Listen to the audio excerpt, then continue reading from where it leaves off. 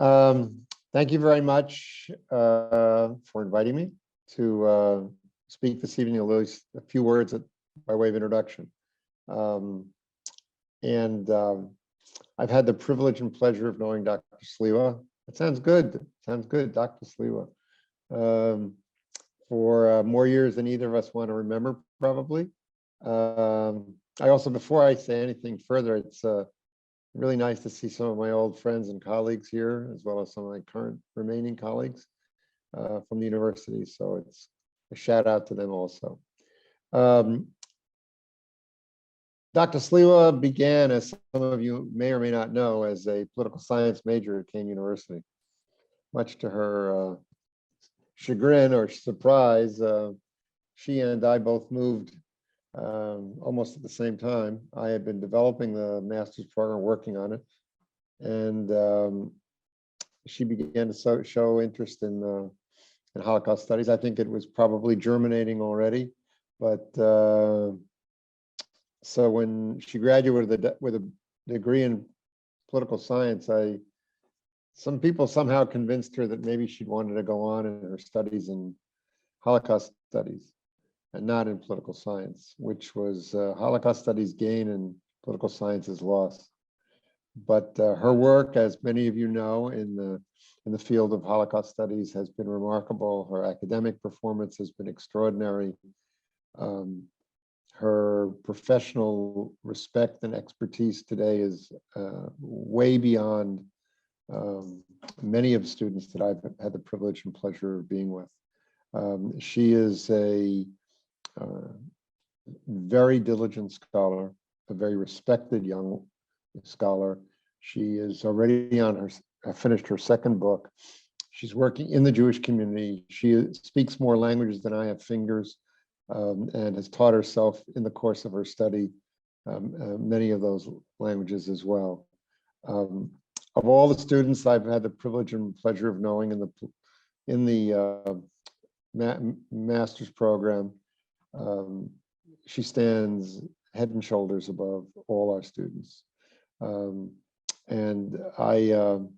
I know with great confidence that this is just the beginning of what will be a remarkable career. I have nothing but admiration and respect for her work so far, and I think you will all be in for a treat this evening. As you know, her new book is Jewish Childhood in Krakow, a Microhistory of the Holocaust. Her ability to do good research, to understand the need and how to do it, the difficulties and the challenges in research are wonderful. And I am delighted to have the privilege to introduce Joanna Sliwa. It's all yours. Thank you. Thank you so much. Dr. Khan, thank you for this beautiful introduction. It's very touching. I very much appreciate it. And you are right, we go back many years, and you've been a wonderful mentor throughout those many years, throughout those studies. And I am very privileged, very honored that you were my teacher and mentor and friend. So thank you for this. Thank you to Dr. Goldberg. Thank you to the Holocaust Resource Center of Kean University for the invitation. Thank you to all of you, our guests, for choosing to attend this event. I am really honored to speak today about my book. Kean University holds a special place for me and my academic journey. And it is where the idea for the book was planted, and not only planted, but it took roots at Kean. The Holocaust Resource Center was the place where I headed about 20 years ago, so very long time ago, to read everything there was about Jewish children during the Holocaust.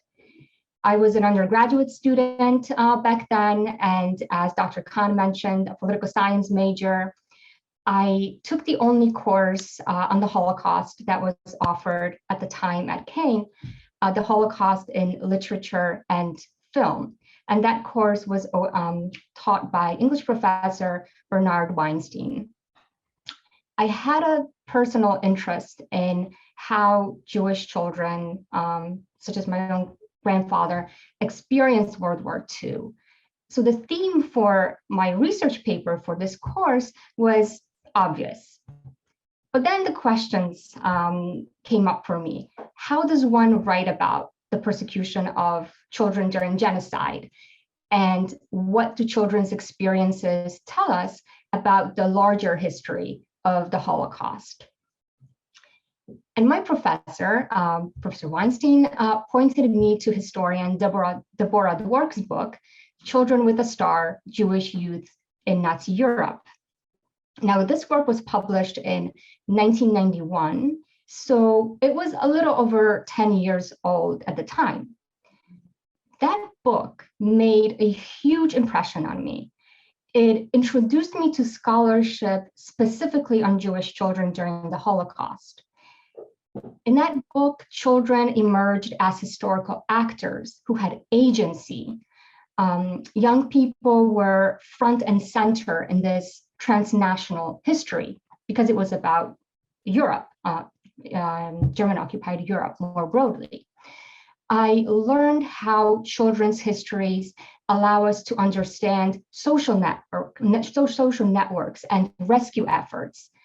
But the greatest illumination for me was the oral histories that Dwork recorded with child survivors and how she explained that these oral histories serve as legitimate historical sources.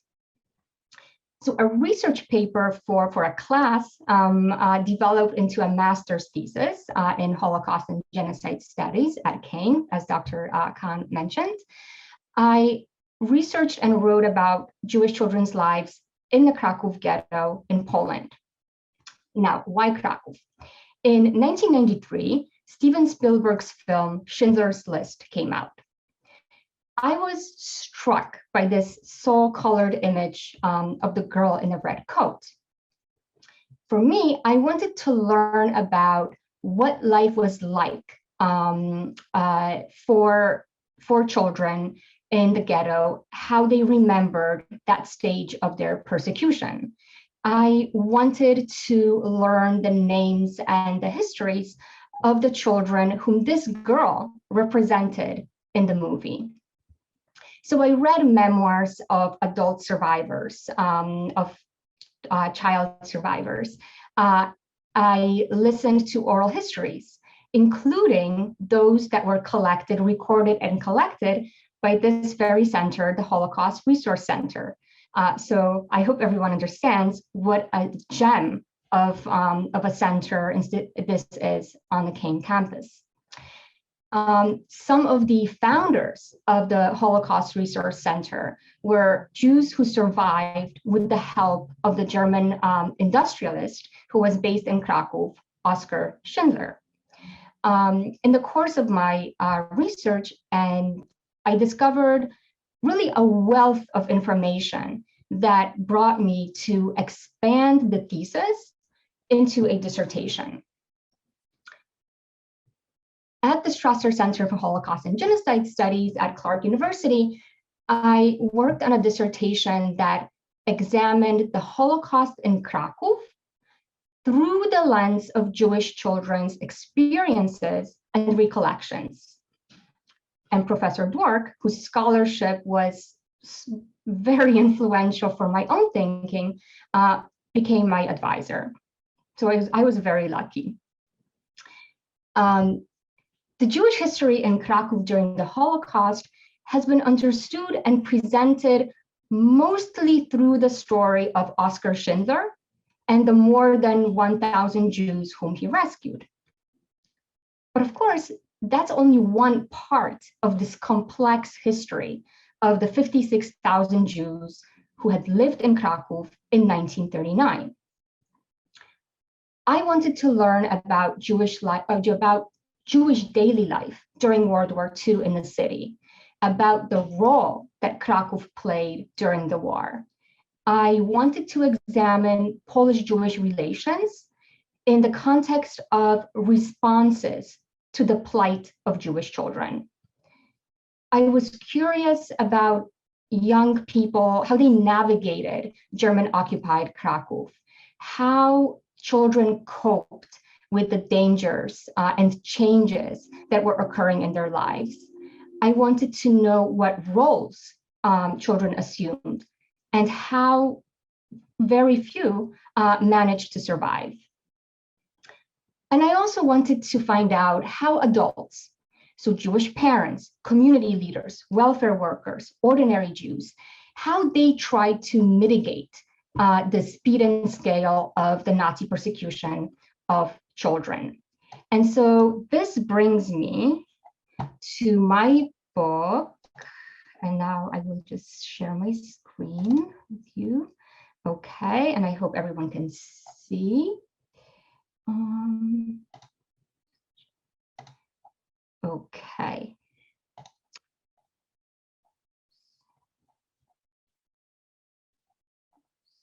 I think, 1 second. I don't know what happened there. I'm sorry.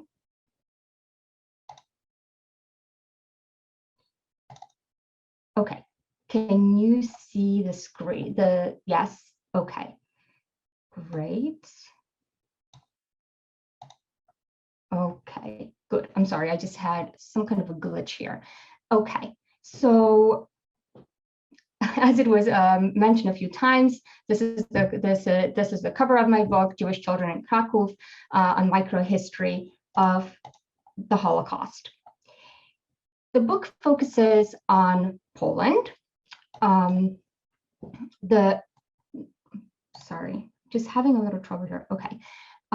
It focused on Poland, on the general government, which was German-occupied Poland. And it focuses on the Krakow district, which you see right here, one of 4 districts until August 1941. And then there were 5 districts in the general government. These were German created. And the book focuses on the city of Krakow. And so on these 2 maps, you see the general map of Krakow. In the yellow square, that's the Wawel Castle. That's a historic Wawel Castle where the Governor General Hans Frank was headquartered. In the blue oval, you see the historic Jewish district of Kazimierz, which you can see was very close to the headquarters of the general governor. And the rectangle in purple, that is the area of the ghetto. So clearly the ghetto in Krakow, as you see, was not established in the traditional Jewish sector of the city, but somewhere else. And here you have, on the right side, you have a blow up of the ghetto area with some of the streets and buildings. Okay. So from the Germans' perspective, Krakow, which was the capital of the general government, was an administrative center. It was this sort of model Germanic city. It was an industrial base, and it was part of the labor and concentration camp system. For Jews, Krakow was a major center of Jewish religious life and learning. Krakow had the 4th largest Jewish population in Poland after Warsaw, Łódź, and Lviv, or Lviv today, and then Krakow. Before World War II, Krakow was a refuge for Jews from Austria and from Germany. During the war, the city was in sort of this asylum and transit site for expellees from Western Poland and for returnees from territories occupied by the Soviet Union. Krakow was also the location of a ghetto and the Płaszów camp. The non-Jewish side of the city became a hiding place for some Jews. The city also assumed this role of a departure point for trans-border rescue missions. So geography and the architecture of Krakow really played a role in the persecution and in the survival efforts of Jewish children. I can talk about why microhistory and so on. Maybe we can get to that later on in the questions. But I do want to tell you a little bit about what this book is about through some personal stories. Rina Ferber was 10 years old in 1939, and very quickly, the German administration introduced anti-Jewish laws. One law ordered the expulsion of most Jews in 1940, so that only those who were considered useful to the Germans could stay in the city. In the book, I explain more about how Jewish children, parents, and communal figures, how they understood the first year and a half of the German occupation. So, for example, many parents were determined to ensure that their children received education. And Rina explained that her parents believed, as did many other Jews, that the war would end very soon. But of course, the war dragged on. On March 3rd, 1941, the German authorities announced the creation of the ghetto. However, only those Jews who received permission from the Germans, about 11,000, including fewer than 2,000 children, could enter the ghetto. And this was a new, dangerous environment for the children. Stella Mueller was about 11 years old then when she entered the ghetto, and she's really struggled to adjust to the new reality. She hated the Yiddish that she heard on the streets. She was annoyed by the Orthodox boys with their side curls. She tried to persuade herself that she really did not belong there with all these Jews. As a coping mechanism, Stella, as did many other children, formed friendships and relied on older peers to learn how the world functioned. And so here you see a photograph of Stella before the war in 1938 and the cover of her memoir. So here I also want to highlight some of the sources that I'm using. In the previous slide, you saw a screenshot from the USC Shoah Foundation Visual History Archive, a collection of oral histories, and here the memoir, one of very few memoirs of child survivors from Krakow.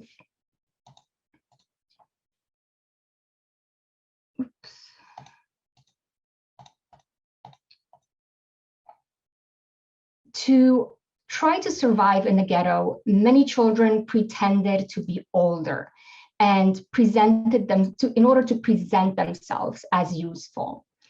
They also engaged in clandestine activities, such as hiding during actions in the ghetto and in smuggling.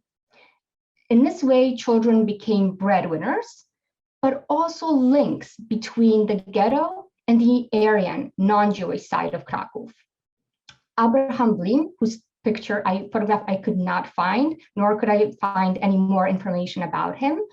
Abraham was about 11 years old when he became a professional smuggler.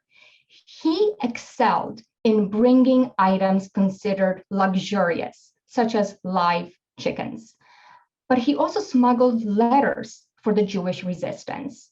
Now, doing that demanded courage, creativity, flawless polish, and so-called good looks, not stereotypically Jewish, and very good knowledge of the city. Now, how do I know his story? From an account, a post-war account that he left in Israel. Children assumed adult roles. But they were still young, and most of them needed attention and care. Now, the only chapter in the book with the fewest voices of children is the one about child welfare efforts in the ghetto. Most of the children who received assistance in care stations, refugee shelters, and children's homes, those children did not survive. They were among the most vulnerable for roundups, deportation, and murder. One child survivor, Bronya Brunner, after the war, Blanche Fixler, she was 6 years old at the time. And later on, she described the horrible conditions in the children's home where she was placed in the ghetto towards the end of the ghetto's existence. So no matter the efforts of Jewish community leaders and welfare workers to protect child life in the ghetto, the fate of children rested with the perpetrators. Once the Germans liquidated the ghetto in mid-March 1943, some children entered the Płaszów camp, at that time still a labor camp. The camp was the only place the German authorities allowed, where the German authorities allowed Jewish presence in the city. This was a labor camp, a prison, a transit place, and a killing site, all wrapped into one. Children's survival in the camp often depended on the status of a child's relative within the camp hierarchy. Marcel Gruner, after the war, Marcel Zieliński, was 8 years old when he entered the camp. His father was a Jewish policeman in the ghetto and was able to hold considered a prominent position in the camp. So in this way, having this position allowed the father to arrange work for his son, for Marcel, in a brush workshop in the camp. So you can imagine this 8-year-old boy toiling in a workshop alongside adults. A year later, in 1944, when the camp commandant orchestrated a major deportation action of Jews from Płaszów to Auschwitz, Marcel was protected from it because of the position that his father held in the camp. He was one of few children who survived Płaszów. And here you see the screenshot with the photograph of Marcel, but also, how do I know his story? How was I able to write his story? Marcel submitted a testimony immediately after the war for the Jewish Historical Commission in Poland.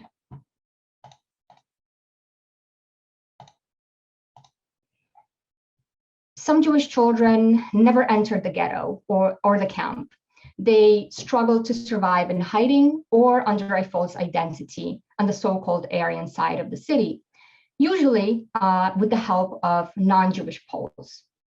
A small number of children, both boys and girls, lived on the streets. Henrik Meller, whose photograph you see here, was 12 years old in 1942 when he was forced to fend for himself. He used his experience as a smuggler to make a living, and he became a peddler on the streets. In summer 1944, the Polish police caught him on the street. Henrik tried to give some kind of a cover story to the police. That story did not clear. And he had to admit that he was Jewish. So what happened next was quite unusual, because the policeman chose to help Henrik by sending him to a care institution for boys. And that's, he spared his life. He spared this boy's life. How do I know this story? Henrik left testimonies, but I also had the opportunity to speak with him and record his story. So here I highlighted only 6 individual stories. They show us some of the coping mechanisms and survival strategies that children adopted. We learn about the range of roles that children took on themselves and what taking on these roles demanded from these young people. These stories also point to the changing roles of Krakow and how they affected children's lives. Jewish children, of course, endured the same stages of Nazi anti-Jewish policy in Krakow as adults. And those stages included dispossession, resettlement, ghettoization, exploitation, deportation, incarceration, annihilation. But looking at how children experienced, analyzed, and recalled the shifts that were happening to them. That conveys how the Holocaust affected different groups of Jews. So we gain a better understanding, a deeper understanding of the Holocaust and how ordinary people experienced it. So thank you.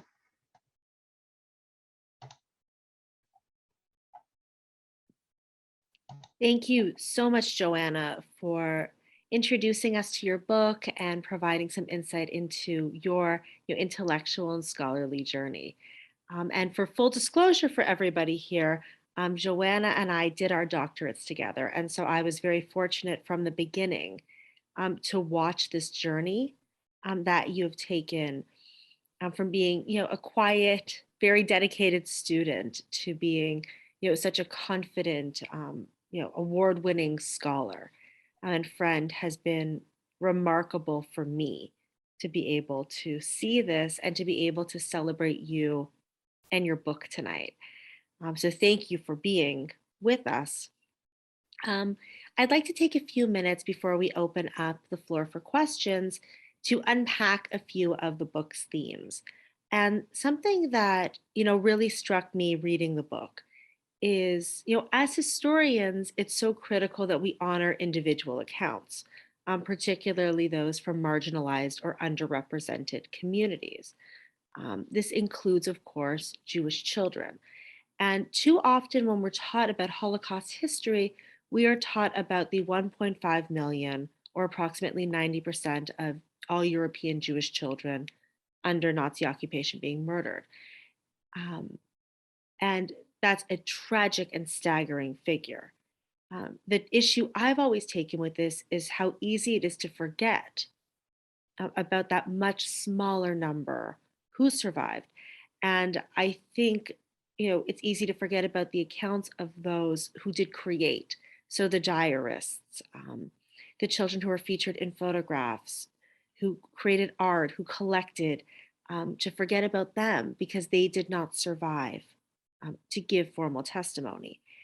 And, I think something that you did remarkably well was share more about these children who were really living on the periphery.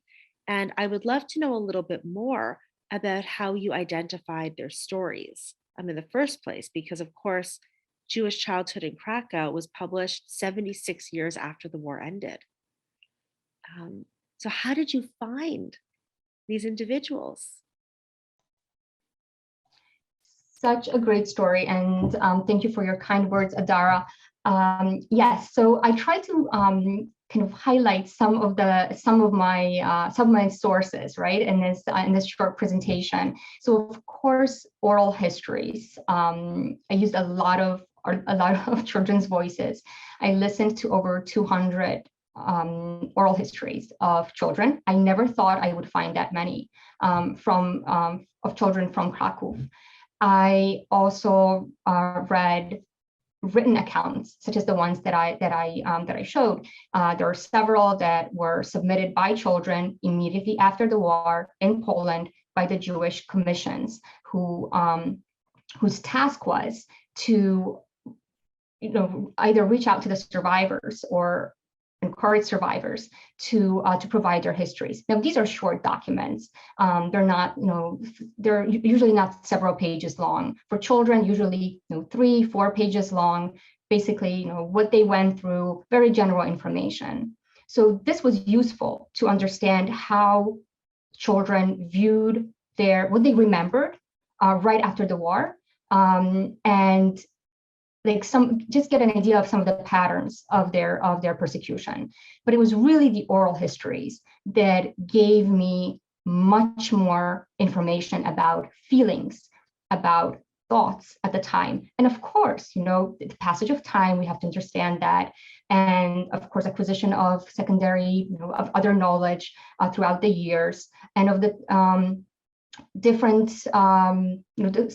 the oral histories were submitted at different times throughout the years. And so, of course, the researcher has to take everything into account.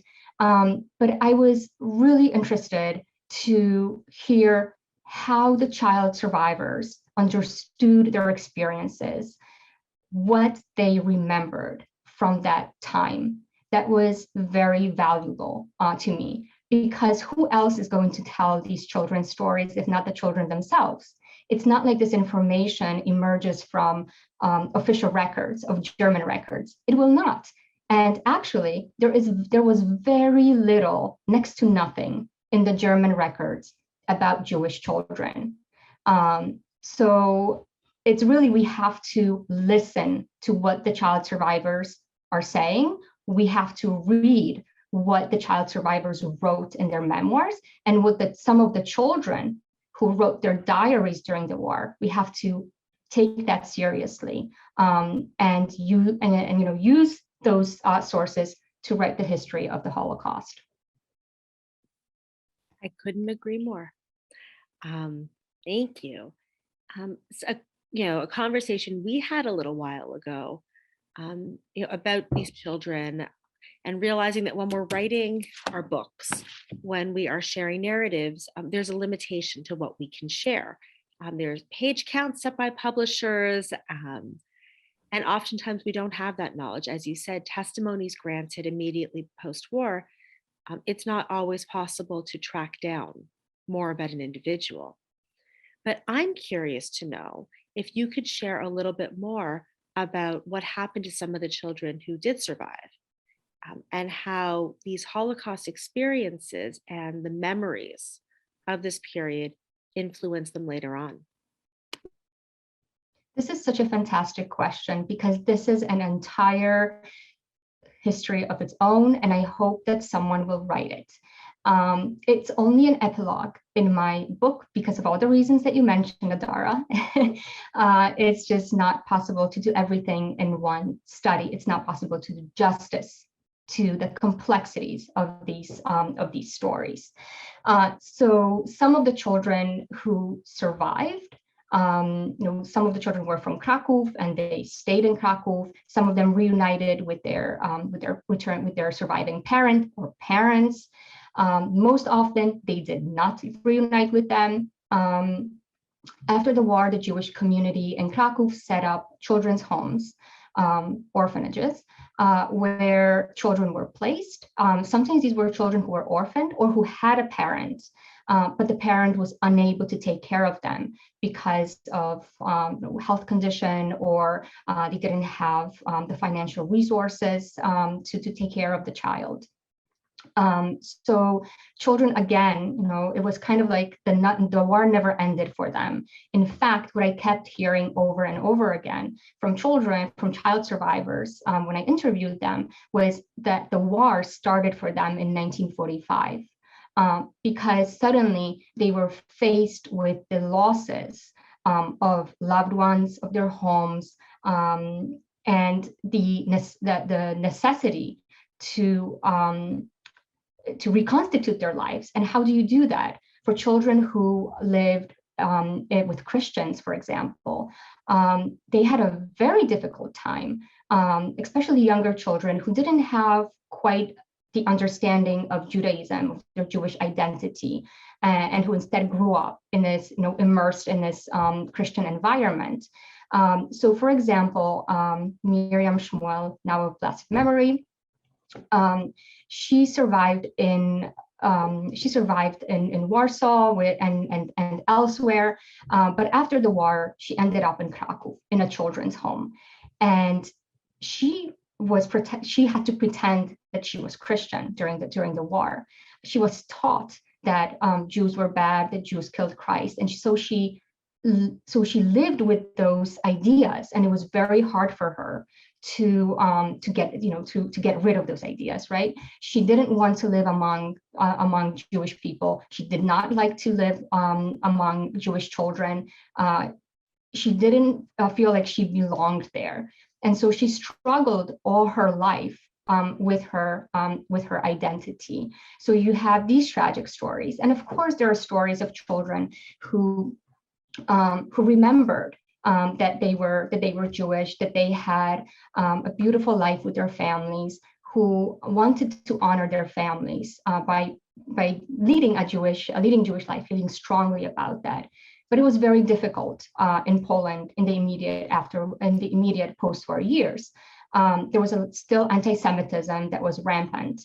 There were attacks on Jewish survivors on trains. The Jews were thrown out of trains. Survivors, right? Survivors who returned to their homes were killed. Actually, not all of them, of course, but it was common. Also, people understood that they did not necessarily want to live among the ruins and what they called the Jewish, in a cemetery, right? Poland was a big cemetery for them.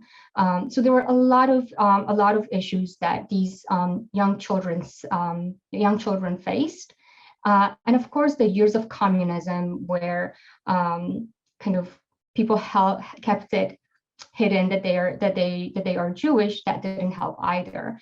So for child survivors in Poland, like many of them, either they came out that they're Jewish later on in their lives, or they learned from their wartime protectors, wartime aid givers, that they're Jewish, that they are actually Jewish children. So you have child survivors in Poland struggling with that, what to do with this knowledge. What does it mean, being in your 30s, 40s, or even 60s, finding out that in fact you were a hidden child, and your biological parents did not survive, and actually you're Jewish. What does that mean? So there were a lot of complexities involved in reconstituting a child survivor's life after the war. Thank you so much for that explanation, description, and for those students who are on the session today, who are going to be conducting research on whatever topic. Just remember to please not forget the period after. There is a tendency for people to skip from there's liberation, the war is over, and then the way I like to think of it is, and then we jump to people having grandchildren.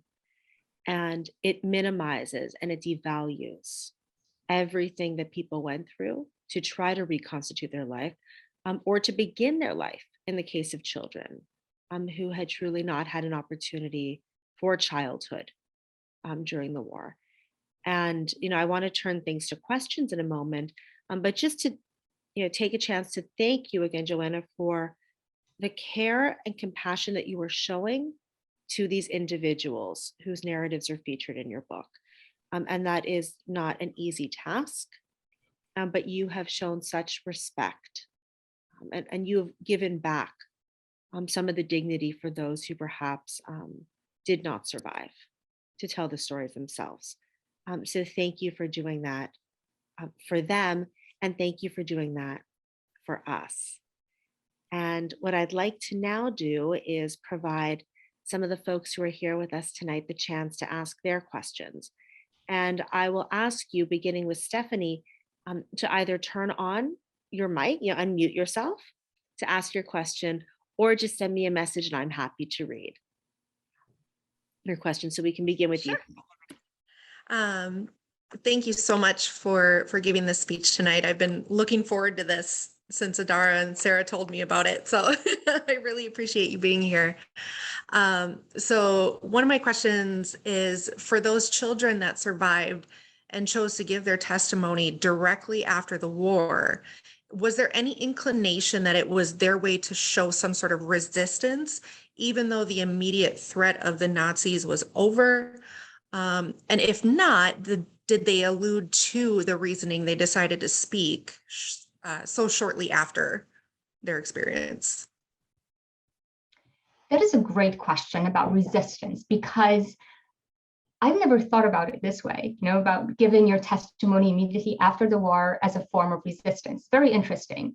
The children did not, and none of the Jewish survivors explained why they were giving testimony, but we know why the Jewish commissions were collecting testimony, to record what happened to the Jews, to use that documentation for further prosecution of crimes against Jews.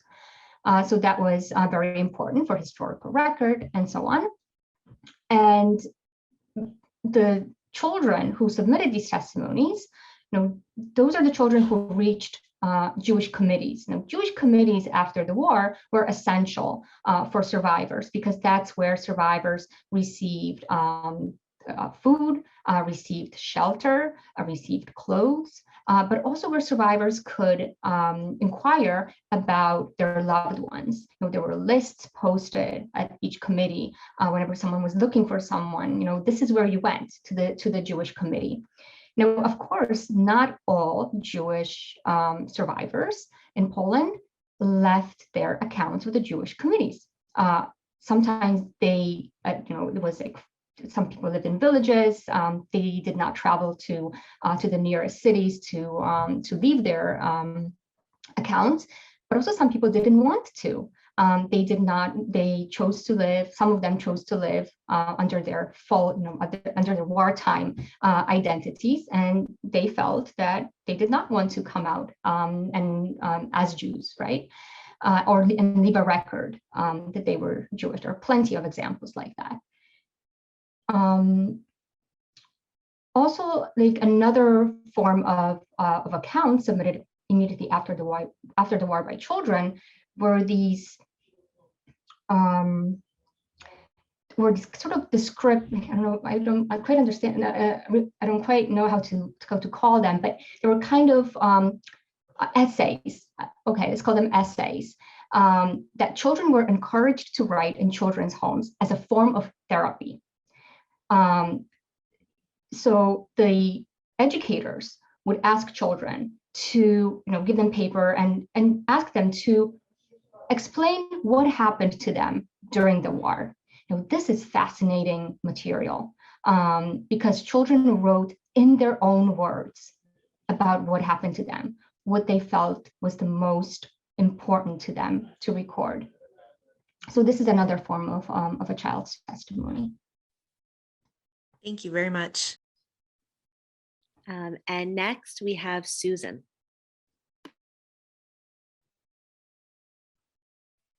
Hi, Joanne. Hi, Susan. Nice to Susan, you're muted.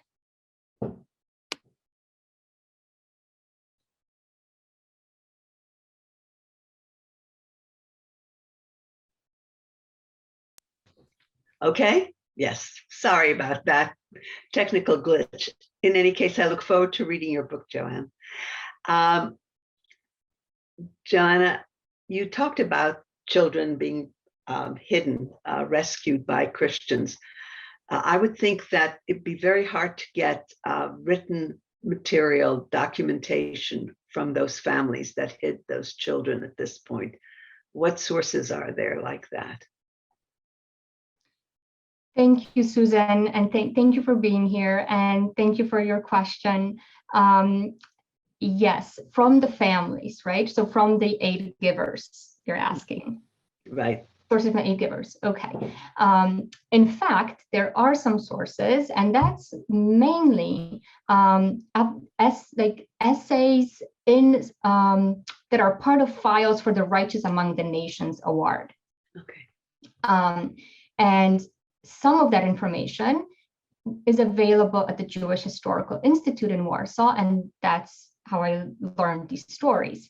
I was also granted special permission by the Israeli ambassador to Poland to look at their archive, at the archive of the embassy in Poland on the Righteous Among the Nations. Yad Vashem, when I was doing my research, the Righteous Department at Yad Vashem did not allow at the time to access the files of the righteous, which was a great loss because that would have enriched the story so much more. But unfortunately, this is something that maybe someone else in the future, when the archive is open and available to researchers, someone could look into that. So these are some sources. And of course, when we speak about children hidden by Christians, there are individual Christians, Christian families, but then also Catholic institutions in Poland, the nuns, the monks, priests. And so during my research, I tried to get access to as many of those convents, monasteries, and I think they're called priest associations in Krakow. These are private archives. And so, access is granted by permission only. And I was very lucky that some of those institutions allowed me to see their collections. And I include some of those stories in the book. So these are some of the ways that we learn. And of course, I have examples of some aid givers who left testimonies with the Jewish Historical Commission to kind of explain what they were doing during the war and what happened to a particular Jewish child who perhaps was too young to record his or her story. And interestingly, I have one instance, there are more, of a rescuer who specifically says not to mention her name. So what does that tell us? I mean, that tells us that these people, the Polish aid givers, non-Jewish Polish aid givers, they were afraid of their neighbors, other Polish people, during the war. They were afraid of being denounced. And after the war, that fear continued. Why did it continue?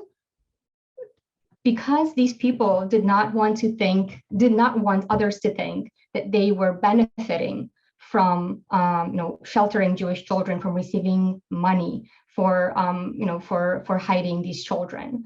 But also some of these rescuers wanted to keep the children, right?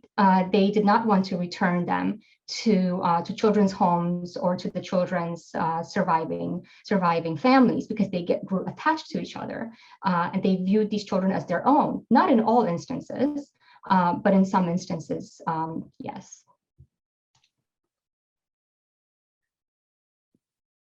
Thank you. The next question is from Dana. Hi, I just want to thank you for speaking tonight. It was wonderful. We actually listened to Sammy speak at our school today, another Holocaust survivor, and he talked about the pain. He was a young child.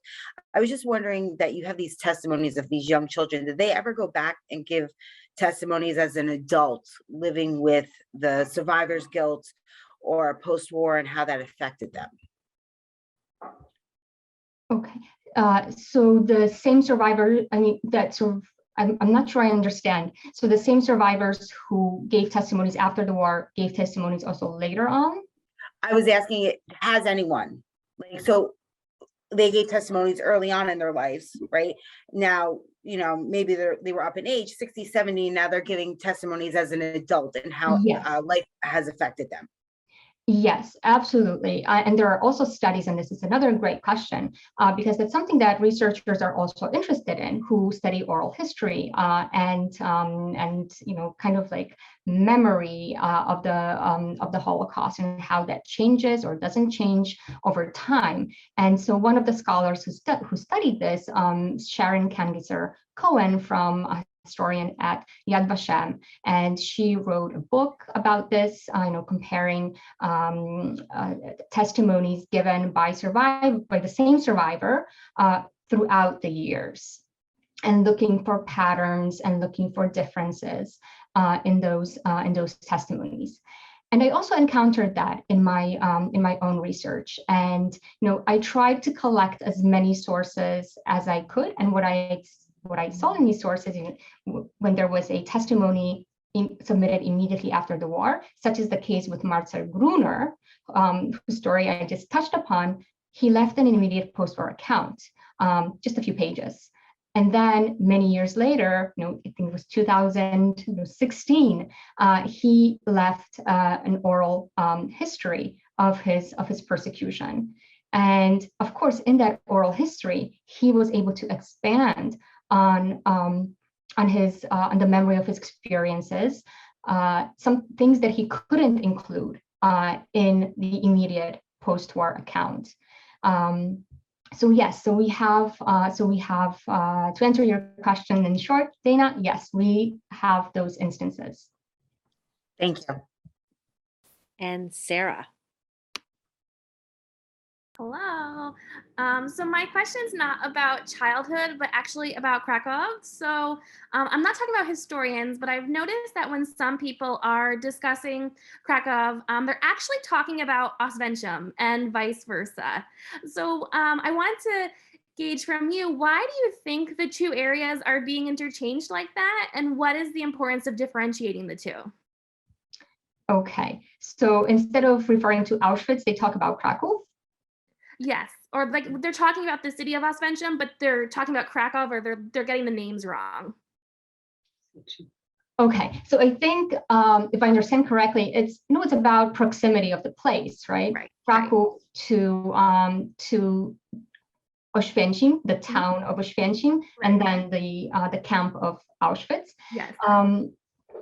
So I think it's about proximity, basically geographic proximity. I don't understand why else they would be, these names would be confounded. I don't quite understand. Yeah, I'm not sure. Yeah, I've just come across some individuals who are talking about Jewish experiences in Krakow, for example, but they're actually talking about Jewish experiences of Jews who lived in Oswiecim. So they're confusing the two locations. So I just didn't know if you've come across that, or if that's something larger, or it's just, things that I've found. So very interesting. Also, I wonder if for some, there's one child survivor actually who was from Oświęcim, Henryk Schanker, and there is a relatively new English translation of his memoir, which I highly recommend, because he talks in his memoir. He writes about his life in Oświęcim during the war. So something that we don't really associate with Jewish life, but Oświęcim was a thriving center of Jewish life before the Holocaust. Henryk Schanker then was hiding with his family in places near Krakow and in Krakow. So maybe some of that confusion also stems from the fact that such as Henrik, he spent his life, the war years in different locations. But I don't think I can answer your question more fully. You did. Thank you so much.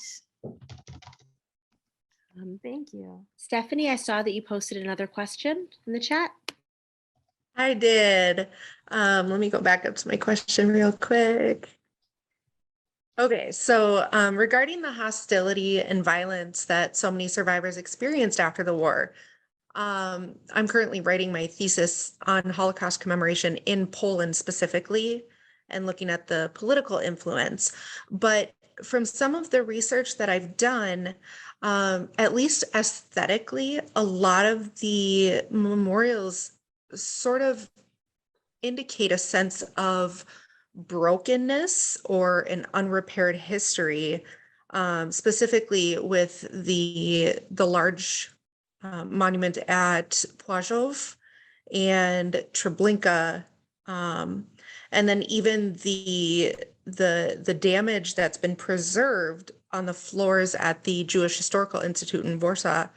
And I'm wondering if you sort of get that same feeling when you look at the testimony, even if it's been, decades since their experience. There is definitely a thread of broken childhood, right? Of interrupted childhood. These children did not have a childhood, right? Their childhood was filled with violence and danger and threats and death and losses. So that was their childhood, and of course, the war caused a huge void, and that void, you can feel it through the testimonies. You can really, get a sense of that through the way that survivors speak about about those times. They had their lives, their families. Many had very happy lives, and then suddenly there was a break in that, and they never, especially with the losses, they couldn't, of their families, of their loved ones, their homes, they never went back to that. And so, of course, what I'm saying, of course, the void is there. And of course, the void is in the Jewish history of Poland. And that's why, what you said, rings true, of course, that many of the memorials, monuments, to commemorate the Holocaust and the victims would portray that void, that brokenness. And even in Krakow, there is a kind of like a lapidarium, I think that's called, from the that is composed of pieces of matzevot, of Jewish tombstones from destroyed cemeteries. So you also have that sense of a void and also of destruction, of something that's incomplete, of something that you try to stitch together, glue together, and it doesn't quite fit. Thank you. And because we only have a couple of moments left, there have been, a few comments in the chat about Krakow today, and the community and the experience of being there. Could you tell us a little bit about the community today, and also if they're aware of your book? Yes. So the Jewish community of Krakow is a thriving community. It is concentrated mainly in the former Jewish district of Kazimierz. The district remained intact, relatively intact. It was not bombed during the war. And so the historic synagogues are there, buildings, and so on. Of course, the Jewish infrastructure that existed before the war, there was a Jewish hospital and Jewish community building and Jewish schools. All that doesn't exist anymore. I mean, there are not enough Jews, right? So there is a Jewish religious community. There are smaller communities, a Reform community in the city as well. There's the Krakow JCC, Jewish Community Center, that is very active, and it's kind of like a hub for people of all generations. They have a very active senior club. They have meetings of survivors, child survivors, Association of Child Survivors of the Holocaust, and they meet every month. And when I was doing my research in Poland, it was always an honor to attend those meetings with the survivors. There's a Jewish preschool that is relatively new, a few years old, run by the JCC Krakow. And currently, the JCC is very involved. It's really at the forefront of helping Ukrainian refugees, Jews and non-Jews. Now, they had to basically assume this role overnight. People knew this place, so of course they contacted the JCC about how we can help, what kind of donations you need, and so the JCC developed this network of help, of kind of getting people, the Ukrainian refugees from the border, bringing them to Krakow, and of helping them find an apartment. Many of the community members are hosting refugees in their own homes. And just recently, I don't know if you saw in the news, the New York Times did an article about this, that the GCC always every year hosts seders for we're in Passover right now, for Passover, and so of course there was a separate seder for Ukrainian, Jewish Ukrainian refugees. So the GCC is doing a lot. It is also a safe place for the Jews of Jews of Krakow, those who are very confident in their identity, but also those who are only discovering and are also figuring out what to do with the newly formed Jewish identity. Thank you very much. And perhaps before we end the call, you can put the link in for the JCC of Krakow if there's anybody who's interested in learning more or supporting their efforts. And we have now reached 8:20, and I want to be respectful of everybody's time And just a huge virtual round of applause for you, Joanna. We are so proud. We are proud to have you as a Kean alum. I'm proud to have you as a colleague and a friend, and we cannot wait to see what you do next. And I want you to know that whatever you do next, you come right back here, and we would love to have you speak to us again. So thank you very much. We will look forward to seeing everyone soon, hopefully in person, and have a wonderful evening. Thank you. Thank you.